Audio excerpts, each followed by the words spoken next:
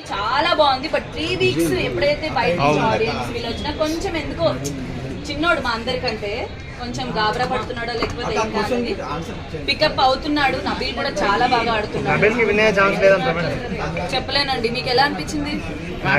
Down అయ్యాడు last 3 weeks లోపల ఉన్నప్పుడు కొంచెం కన్ఫ్యూజెడ్ అనిపించింది. డౌన్ అని కాదు, బికాస్ తను ఫన్ యాంగిల్ సూపర్ ఉంటాడు. టాస్క్ ఏమనిస్తే తను 100% ఆడుతాడు. సో దాన్ని బట్టి ఎప్పుడు ఛాన్స్ వచ్చినా ఆడడానికి చేయడానికి చాలా ఎంతూజియాజం చూపించాడు.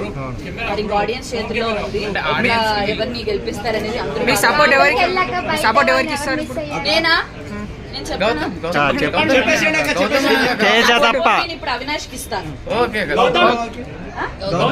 గౌతమ్ బావ ఎవరికి బావ?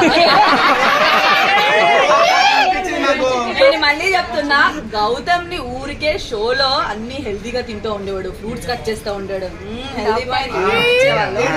ఫన్ యాంగిల్ లో ముందే చెప్పేదాన్ని, ఏ బాబు నువ్వేమైనా ఫీల్ అయితే చెప్పు నాకు, నేనేమన్ను ఊరికే ఏడిపిస్తున్నా అనేది. చెప్పాడు కదా తేజ అయితే మంచి తేజాన్ని ఆల్రెడీ చెప్పేశాడు కదా మనకి. గౌతమ్ నువ్వు కప్పుతోటి రావాలి.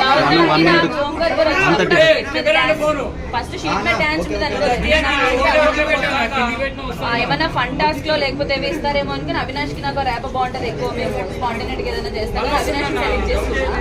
దాని తర్వాత అవినాష్ డైరెక్ట్ ఫినాలేలో ఉన్నాడు కదా, గౌతమ్ ఒక్కడే అయిపోతాడు 3 పేర్స్ అని చెప్పి గౌతమ్ తర్వాత సెలెక్ట్ చేశాడు. యాక్చువల్లీ అప్పుడు ఓటమి ఐ మీన్ పేర్స్ కింద చూసేప్పుడు కూడా నన్ను సెలెక్ట్ చేసుకోండి, నన్ను పిక్ చేసుకోండి, నేను సెలెక్ట్ చేసుకోండి అన్నారు కదా. అప్పుడే ఏది సెలెక్ట్ చేసుకునేది, నువ్వు కూడా ఎవరైనా ఆడుతానంటే సెలెక్ట్ చేసుకో అనిపించింది, చెప్పేసా కూడా.